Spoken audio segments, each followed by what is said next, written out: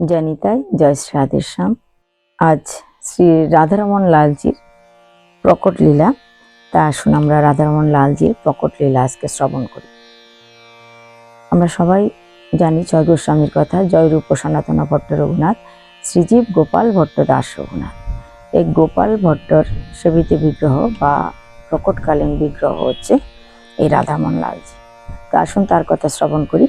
শ্রীমন মহাপ্রভুর অন্তলীলাটা আমরা কোথায় দেখতে পাই? পুরীতে, শ্রীক্ষেত্রে। তো শ্রীক্ষেত্রে তিনি দীর্ঘ 18 বছর ছিলেন, আর 6 বছর তার গমনাগমন লীলা ছিল। দক্ষিণ ভারত পরিভ্রমণ করতে তিনি গিয়েছিলেন। তো যখন তিনি দক্ষিণ ভারতে যান, সেখানে তিনি শ্রী রঙ্গনাথজির মন্দিরের সামনে খুব উদ্দণ্ড নৃত্য কীর্তন করেছিলেন। অষ্টসাত্ত্বিক বিকার তার মধ্যে প্রকাশ হয়েছিল। তো সেই মন্দিরে যিনি পূজারী ছিলেন, তিনিও খুব ভক্তি পথের অনুরাগী ছিলেন, যেহেতু ওখানকার পূজারী ছিলেন শ্রী ভেঙ্কটেশ্বর বা শ্রী ভেঙ্কট, যাকে বলতো, যার নাম ছিল শ্রী ভেঙ্কট। তো তিনি মন্দির থেকে বেরিয়ে আসলেন, পূজা করতে করতে হঠাৎ দেখছিলেন যে আরে এখানে কোনো ভিড় নেই কেন, এতক্ষণ তো এত লোকের ভিড় ছিল। বাইরে বেরিয়ে এসে দেখেন খুব সুন্দর এক সুপুরুষ, তিনি নৃত্য কীর্তন করছেন, খুব লোকের ভিড় হয়েছে, জমায়েত হয়েছে, সবাই তাকে ঘিরে কীর্তন করছে। তো মহাপ্রভুর কীর্তনে এবং তার রূপে পূজারী আকৃষ্ট হলেন। শ্রী ভেঙ্কট তিনি মহাপ্রভুর কাছে নিবেদন করলেন যে কৃপা করে হে সন্ন্যাসী ঠাকুর, আমার বাড়িতে কিছুদিনের জন্য বিশ্রাম নিন, থাকুন, আর প্রসাদ সেবা নিন। তো মহাপ্রভু না করলেন না, তার অনুগ্রহে বা আগ্রহে তিনি আসলেন তার বাড়িতে। তো তার একটা ছোট ছেলে ছিল, যার নাম ছিল গোপাল, গোপাল ভট্ট, বা যাকে আমরা এখন গোপালই বলবো। তো এই গোপালকে দেখে মহাপ্রভুর খুব অনুরাগ হয়, আর মহাপ্রভুকে দেখেও গোপাল খুব ভালোবেসে ফেললেন। তো মহাপ্রভু যেখানে থাকতেন তাদের ঘরে ওই তার বাবা ভেঙ্কট অর্থাৎ পূজারী জি মহারাজ, তিনি তার ছোট ছেলেকে বললেন যে গোপাল, তুমি কিন্তু এই সন্ন্যাসী ঠাকুরের এই বাবাজির খুব দেখাশোনা করবে, সঙ্গে সঙ্গে থাকবে। হ্যাঁ, তো গোপালও কি করলো, মহাপ্রভুর সঙ্গে সঙ্গে থাকতে লাগলো। তার যখন যেটা চায়, যখন যেটা তিনি করবেন, সঙ্গে সঙ্গে করতে লাগলো। ইতিমধ্যে কয়েকদিনের মধ্যে গোপাল আর মহাপ্রভুর সঙ্গে খুব এক ঘনিষ্ঠ সম্পর্ক তৈরি হয়ে গেল। এই ছোট্ট গোপালকে শ্রীমন মহাপ্রভু ওখানে থাকাকালীন, অর্থাৎ মহাপ্রভু ওখানে 4 মাস ছিলেন, তাদের আগ্রহে চাতুর্মাসটা তিনি সেখানেই তাদের বাড়িতেই কাটিয়েছিলেন। তো সেই সময় মহাপ্রভু এই গোপাল ভট্টকে সর্বজ রূপ দর্শন করিয়েছিলেন, মহাপ্রভুর সেই রূপটা। তো ছোট্টবেলায় মহাপ্রভু যে ভগবান সেটা গোপাল জেনে গিয়েছিল, এবং মহাপ্রভুর প্রেমে তিনি খুব আপ্লুত হয়ে পড়েন, খুব ভক্ত হয়ে যান। তো গোপাল মহাপ্রভুর সঙ্গে আসতে চান, আর মহাপ্রভু বলেন যে তুমি যে আমার সঙ্গে যাবে, তোমার বাবা মা কি দেবে?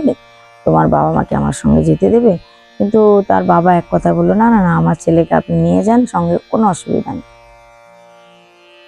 তো মহাপ্রভু তখন বললেন, না, এখন তোমার যাওয়ার সময় হয়নি, তুমি এখন বাড়িতে থাকো, তুমি এখন বাবা মার খুব সেবা করো, যখন তোমার সময় হবে তখন তুমি বৃন্দাবনে যাবে, আমার কৃপা পাবে, আর গণ্ডকী নদী হয়ে তবে তুমি বৃন্দাবনে যাবে।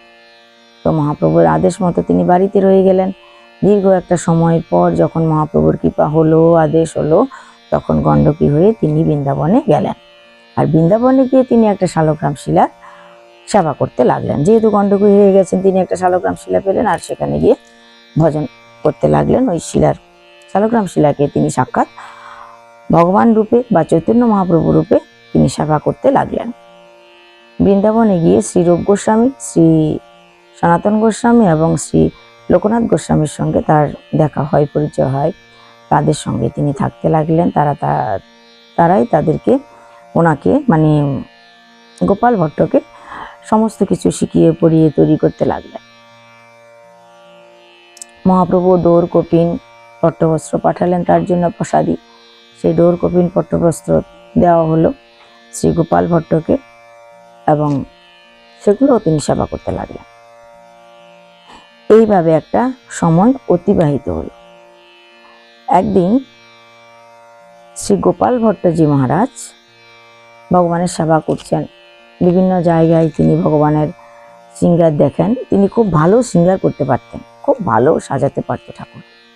তো খুব ভালো যেহেতু তিনি সিঙ্গার করতে পারতেন, মনে মনে তিনি ঠাকুরকে বলতে লাগলেন, হে প্রভু, আমার এই গোল শালগ্রাম শিলা তাকে আর আমি কি সাজাতে পারি? যদি আমার ঠাকুরের কান থাকতো, নাক থাকতো, পা থাকতো, হাত থাকতো, কত সুন্দর করে আমি সাজাতাম, কত সুন্দর করে চন্দন দিয়ে সিঙ্গার করতাম, হাতে চুড়ি পরাতাম, পায়ে নুপুর পরাতাম, কতভাবে আমি তাকে সাজাতাম, বক্ষস্থলে গলার মালা পরাতাম, টিপ পরাতাম, কত রকমে তিনি ভগবানের সঙ্গে কথা বলছেন। তো এরকম ভাবটা তার অনেক দিনের ছিল। একদিন এই নরসিংহ চতুর্দশী দিন তিনি কি করলেন, ভগবানকে সাজাতে গিয়ে, সিঙ্গার করতে গিয়ে তার মনে হলো, হায়, আমার ঠাকুরের চোখ নাক কান যদি থাকতো, আমি কত ভালো সিঙ্গার করতাম। হে ভগবান, নরসিংহ চতুর্দশীর পাঠ শ্রবণ করতে গিয়ে আমি শুনলাম এই প্রহ্লাদজির ভক্তির কারণে তুমি ফটিক স্তম্ভ থেকে প্রকট হলে নরসিংহ ভগবান রূপে। তাহলে আমার মধ্যে কি প্রভু সেই ভক্তি লেশ কিচ্ছুই নেই? আমার মধ্যে সেই ভালোবাসা নেই, যার কারণে তুমি প্রহ্লাদজি মহারাজকে যেরকম কৃপা করেছিলে, তুমি ফটিক স্তম্ভ থেকে প্রকট হয়েছিলে, সেরকম শালগ্রাম থেকে তুমি প্রকট হতে পারো না? তার অর্থ আমার মধ্যে সেই ভক্তি, বৈরাগ্য, জ্ঞান, ভালোবাসা কিছুই নেই। খুব কাঁদতে লাগলো, খুব কাঁদতে লাগলো। তো তার কাছে যখন একজন তখন যিনি ছিলেন শিষ্য, তার নাম হচ্ছে গোপীনাথজি, তিনি তো খুব সান্ত্বনা দিলেন, খুব সান্ত্বনা দিলেন তাকে। তারপর তিনি তাকে কি করলেন, নিয়ে গেলেন, বলে চলুন গুরুদেব স্নান করে আসেন। সারা রাত আপনি কান্না করেছেন আর ঠাকুরকে ধরে আছেন, সারা রাত ধরে কান্না করেছে।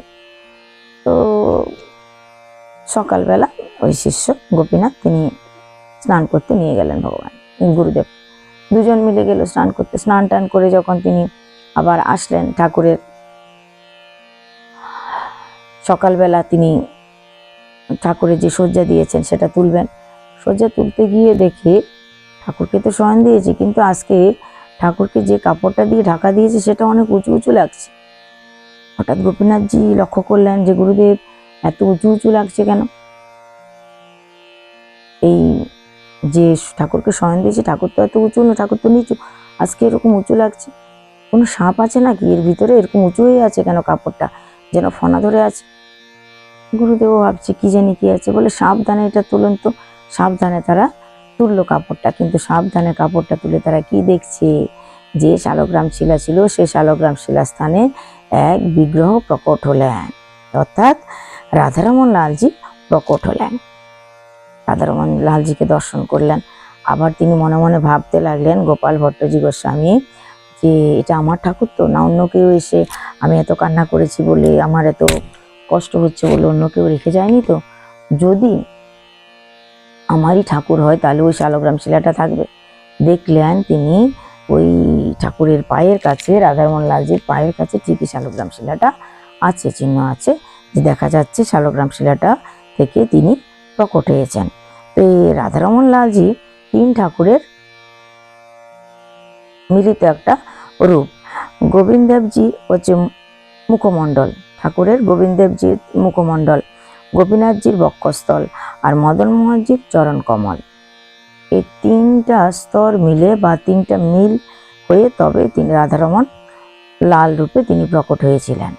তো আজকের এই দিনে রাধারমন লালজি প্রকট হইলে আমরা তার কথা শ্রবণ করলাম, তার যে আবির্ভাব লীলা সম্পর্কে।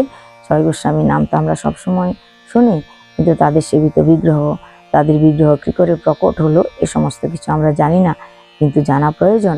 ধীরে ধীরে আমি চেষ্টা করব যে আপনাদেরকে ছয় গোস্বামী সম্পর্কে জানাতে, তাদের বিভিন্ন লীলা সম্পর্কে জানাতে, এবং বৃন্দাবনের ঠাকুর যে বিভিন্ন যে বিগ্রহ প্রকট হয়েছেন সে সম্পর্কে অবগত করাতে। আজকে এই পর্যন্ত, আবার আগামীকাল দেখা হবে। জয় নিতাই, জয় শ্রী রাধেশ।